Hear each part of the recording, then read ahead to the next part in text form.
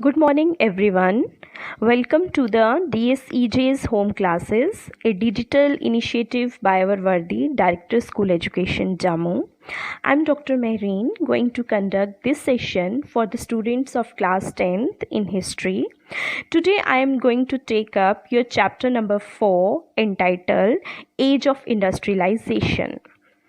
Actually, this chapter is different from others because you can learn a new broader perspective in this, that is how the industrialization has emerged and changed the dynamics of the world. Or you have to focus on the evolution and the development process regarding the increase in the number of industries in the western world. कहने का मतलब ये हुआ कि इस chapter में हम ये देखेंगे कि किस तरह से इंडस्ट्रीज़ जो हैं डेवलप होती हैं और इसके पीछे कौन कौन से फैक्टर्स रहे होंगे इनकी डेवलपमेंट के लिए, स्पेशली ये वर्ल्ड में कैसे इमर्ज हुई। और आप ये देखेंगे कि आपका ये जो चैप्टर है ये 2 एस्पेक्ट्स में डिवाइडेड है। पहले हमने इसको वर्ल्डली वेस्टर्न कॉन्टेक्स्ट में स्टडी करना है, फिर हमने इसको इंडियन कॉन्टेक्स्ट में स्टडी करना है। पहले तो हम देखेंगे कि इंडस्ट्रीज़ जो है बहुत सारी डेवलप होती हैं पूरे के पूरे यूरोप में, किस तरह, इसके पीछे क्या क्या फैक्टर्स थे, क्या क्या रीजंस थे। साथ ही साथ हम अदर एस्पेक्ट में देखेंगे कि इंडियन कॉन्टेक्स्ट में इनकी एमर्जेंस को स्टडी इनकी एमर्जेंस से क्या इम्पैक्ट हुआ और इसको हम ब्रॉडर लेवल पे स्टडी करने की कोशिश करेंगे। लेकिन साथ ही साथ हम ये देखेंगे इनका एवोल्यूशन कैसे होता है इन ए ब्रॉडर पर्सपेक्टिव में, that is how they evolve through a smaller scale industries to a bigger one. Okay, अब ये इंडस्ट्रीज़ तो आ गई, इसका मतलब ये नहीं था कि ये इंडस्ट्रीज जो थी इनका काम सिर्फ प्रोडक्शन एक्टिविटीज़ था, इनका काम सिर्फ गुड्स को प्रोड्यूस करना था, बल्कि इसका एक ग्रेटर इम्पैक्ट था जो पूरे के पूरे सोशल डायनामिक्स पर भी हमें देखने को मिलता है। कहने का मतलब ये हुआ कि ये एवोल्यूशन ऑफ इंडस्ट्रीज़ या इंडस्ट्रियलाइजेशन की अगर हम बात कर रहे हैं तो इसका प्रभाव या रेलेवेंस हमें उस टाइम की सोसाइटी में भी देखने को मिलता है। क्योंकि जब ये इंडस्ट्रियलाइजेशन हो रहा था, जब ये evolution and development of industries worldly context में हो रही थी, तो क्या हो रहा था, डिफरेंट कैटेगरीज ऑफ सोसाइटी, चाहे वो रिच क्लास हो, चाहे वो पुअर क्लास हो, चाहे वो वर्कर सेक्शन हो, उन्हें कहीं ना कहीं पे ये टच कर रही थी, कहीं ना कहीं पे इसका इम्पैक्ट हमें वहाँ देखने को मिल रहा था। या हम अगर इन नटशेल कहें कि इंडस्ट्रियलाइजेशन जो है उस टाइम की, उस पीरियड की सोसाइटी को रीशेप कर रही थी। ओके, अब हम देखेंगे, अब हम इस एस्पेक्ट पे बात करेंगे कि इसको एज ऑफ इंडस्ट्रियलाइजेशन क्यों कहा गया। क्योंकि एज ऑफ इंडस्ट्रियलाइजेशन का एक ब्रॉडर मीनिंग है, यहाँ इसको ब्रॉडली जो है डिस्कस किया गया है। अगर हम बात करें, अगर हम इंडस्ट्रीज़ को ही कोर रखें, मींस अगर हम इंडस्ट्रीज़ को सेंटर में रखें और पूरा का पूरा डेवलपमेंट प्रोसेस को स्टडी करने की कोशिश करें, तो हम ये देखेंगे कि किस तरह से जो आज का हमारा प्रेजेंट वर्ल्ड है, आज का जो हमारा मॉडर्न वर्ल्ड है, वो किस तरह से एक शेप में आया और जो है हिस्ट्री ने उसको शेप दिया। मोरओवर, इसको हम एज ऑफ इंडस्ट्रियलाइजेशन इसलिए भी कहते हैं क्योंकि ये एक प्रोसेस था जो कि कॉन्टिन्यूटी में चल रहा था और ये एक बहुत ही इम्पॉर्टेंट पीरियड माना जाता है वर्ल्ड हिस्टोरिकल कंटेक्स्ट में भी। अब देखिए इसमें क्या है, मोर ओवर आपको जो ये चैप्टर है, बेसिकली हमने अभी बात की कि हमने इसको 2 पर्सपेक्टिव्स में स्टडी करना है। पहले हम देखेंगे कि यूरोपियन कंट्रीज़ में इंडस्ट्रियलाइजेशन का क्या प्रभाव पड़ता है, फिर हम देखेंगे कि भारतीय इंडियन कॉन्टेक्स्ट में कि इंडस्ट्रीज़ पर इसका क्या प्रभाव पड़ा और किस तरह इसने एक सोसाइटिकल इम्पैक्ट भी क्रिएट किया। मोरओवर, वेस्टर्न में हम प्राइमरीली प्रोटो इंडस्ट्रियलाइजेशन की बात करेंगे। प्रोटो का मतलब यहाँ पर है कि इंडस्ट्रीज से पहले क्या था, क्या प्रोडक्शन होती थी कि नहीं होती थी। और देखेंगे, साथ ही साथ ये देखेंगे कि इंडस्ट्रीज़ किस तरह से आगे बढ़ रही थी, किस तरह से वो पेस पकड़ रही थी। ऑल्सो वर्कर की लाइफ पर इसका क्या इम्पैक्ट होता है इंडस्ट्रियलाइजेशन के आने के बाद। ओके, अब हम सबसे पहले यहाँ ये देखने की कोशिश करेंगे कि वेस्टर्न वर्ल्ड में क्या हो रहा था बिफोर द इंडस्ट्रियल रेवोल्यूशन।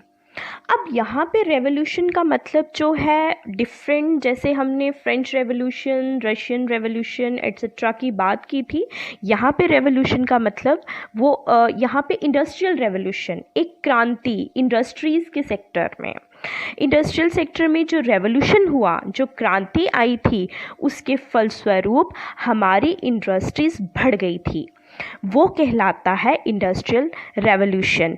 तो उससे पहले वहाँ पर क्या था, यूरोपियन कंट्रीज़ में या वेस्टर्न वर्ल्ड में वहाँ पे सिचुएशन कैसी थी, उसको हम देखने की कोशिश करेंगे। ज़्यादातर होता क्या है, जब हम स्टडी करते हैं या जब हम इनिशिएट करते हैं इंडस्ट्रियलाइजेशन को स्टडी करने का, तो हम देखते हैं कि इंडस्ट्रियलाइजेशन को रिलेट किया जाता है कि जब फैक्ट्रीज़ लाइमलाइट में आई तो वो इंडस्ट्रियलाइजेशन हो गया। लेकिन अगर हम देखें फैक्ट्रीज़ हैं क्या, फैक्ट्रीज़ बेसिकली वो बिल्डिंग्स हैं जहाँ पर गुड्स को, चीज़ों को मैन्युफैक्चर किया जाता है मशीनों के साथ। लेकिन ये दो डिफरेंट कंसेप्ट्स हैं, फैक्ट्रीज़ का आना, फैक्ट्रीज़ की एवोल्यूशन होना और इंडस्ट्रियलाइजेशन का आना। कुछ समझने लगे फैक्ट्रीज़ आई तो सारा प्रोडक्शन हो गया तो इंडस्ट्रियलाइजेशन हो गया, but this was purely a wrong perception, because factory के आने से पहले भी you can say industrialisation western countries में, वेस्टर्न वर्ल्ड में हो रहा था, प्रोडक्शन हो रहा था, लार्ज स्केल प्रोडक्शन तब भी हो रही थी before the factories, before the coming up of factories for the international market. और वहाँ पर इंटरनेशनल मार्केट भी था, चीज़ें भी बन रही थी, सब कुछ हो रहा था, इंडस्ट्रियलाइजेशन पहले भी हो रही थी। जैसे अगर हम एक एग्ज़ाम्पल लेते हैं कपड़े की, टेक्सटाइल इंडस्ट्री की। अब ये सोचने वाली बात है कि क्या जब तक पूरी तरह से वर्ल्ड जो है इंडस्ट्रियलाइज नहीं हुआ था, क्या वहाँ पे लोग कपड़े का प्रोडक्शन नहीं करते थे, कपड़े को सेल नहीं किया जाता था? किया जाता था। जब हम टेक्सटाइल इंडस्ट्रीज़ की बात करते हैं तो हमें बहुत सारे एविडेंस मिलते हैं कि वहाँ पर टेक्सटाइल इंडस्ट्रीज़ थी, वहाँ पर भी कपड़ा बनता था, वहाँ पर भी जो कपड़ा था वो इंटरनेशनल मार्केट में बेचा जाता था। लाइक यूरोप से इंडिया में जा रहा है, लाइक यूरोप से अफ्रीकन कंट्रीज़ में जा रहा है। पर फैक्ट्रीज़ से पहले प्रोडक्शन होता था, हमें इस पर थोड़ा ध्यान देने की ज़रूरत है। बट ये प्रोडक्शन जो था is done by the process of proto industrialisation. अब ये जितना भी प्रोसेस हमने डिस्कस करने की कोशिश की, इसको हिस्टोरियंस ने एक टर्म दे डाली जिसको बोला गया proto industrialisation.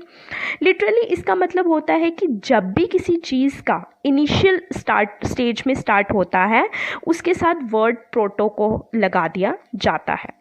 In this particular case, industrialization here means industries के आने से पहले भी लार्ज स्केल प्रोडक्शन होता था, तो हिस्टोरियंस ने बेसिकली इस पीरियड को ही प्रोटो इंडस्ट्रियलाइजेशन का नाम दे दिया। अब देखिए, इंडस्ट्रीज़ जब नहीं थी, इससे पहले का पीरियड जब इंडस्ट्रियलाइजेशन नहीं आया था, उससे पहले भी प्रोडक्शन होती थी, उससे पहले भी डिमांड्स को फुलफ़िल किया जाता था, उससे पहले भी चीज़ों को इंटरनेशनल मार्केट में सर्कुलेट किया जाता था, और उस पीरियड को प्रोटो इंडस्ट्रियलाइजेशन का पीरियड कहा गया। लेकिन इस प्रोसेस ये होता कैसे था, ये प्रोसेस एक्चुअली कैसे कंडक्ट किया जाता था? एक्चुअली इसमें होता क्या था, लार्ज स्केल प्रोडक्शन कैसे होता था इसमें आप देखेंगे कि ट्रेडर्स और मर्चेंट्स का एक बहुत बड़ा कॉन्ट्रीब्यूशन है। क्या होता था, जब चीज़ें बनवानी होती थी, इंडस्ट्रियलाइजेशन के आने से पहले की बात है, या जब ये इंडस्ट्रियलाइजेशन का प्रोसेस जो है शुरू होता है, तो इसमें मर्चेंट्स और ट्रेडर्स ने बहुत इंपॉर्टेंट रोल प्ले किया, क्योंकि वो देख लेते थे या उन्हें पता होता था कि मार्केट में किस किस चीज़ की डिमांड है। फिर वो क्या करते थे, उस डिमांड को वो डिफरेंट जगह पे जाकर उसको सर्कुलेट करते थे। कैसे, देखिए, अगर हम यहाँ पे टेक्सटाइल कपड़ों की ही बात करते हैं तो ये जो मर्चेंट्स थे ये क्या करते थे, कंट्री साइड जाते थे। ये बहुत एक इम्पॉर्टेंट टर्म यहाँ पर यूज़ की गई है, कंट्री साइड। कंट्री साइड का मतलब है मेन कंट्री से हटकर ग्रामीण क्षेत्र हो गया, रूरल एरिया हो गया, रिमोट एरिया, ये वहाँ पर मर्चेंट्स वहाँ पर जाते थे।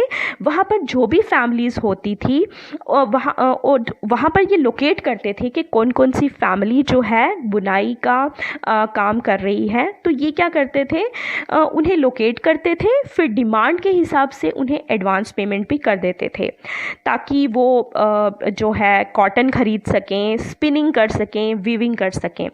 फिर उसके बाद उन्हें एक टाइम पीरियड दिया जाता था कि आपको हमने इतना अमाउंट दे दिया है, आपने इतनी प्रोडक्शन करनी है और ये जो गुड्स आपने इस डेट को तैयार करनी है। फिर क्या होता था, गुड्स प्रोड्यूस कर लिए जाते थे, मतलब सॉर्ट ऑफ एक ऑर्डर उन्हें दिया जाता था कि हमें इस डेट को ये वाला फैब्रिक या ये वाली आइटम हमें तैयार चाहिए।